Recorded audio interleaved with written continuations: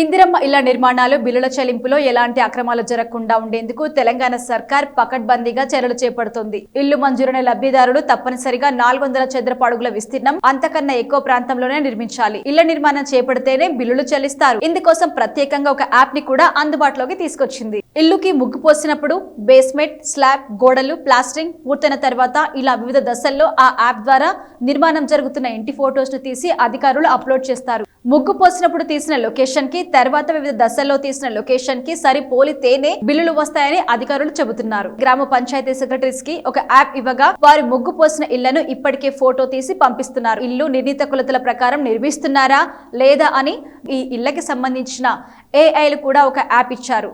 అయితే డిఈలు super check చేసి సరిగ్గా ఉంటే బిల్లుల చెల్లింపునకి గ్రీన్ సిగ్నల్ ఇస్తారు. నిర్ణీత కొలతల ప్రకారం లేని ఇళ్లను నిరభ్యంతరంగా తిరస్కరిస్తారు. లబ్ధిదారులు సరిచేసుకుంటే పునఃపరిశీలనకు కూడా అవకాశం ఉంది.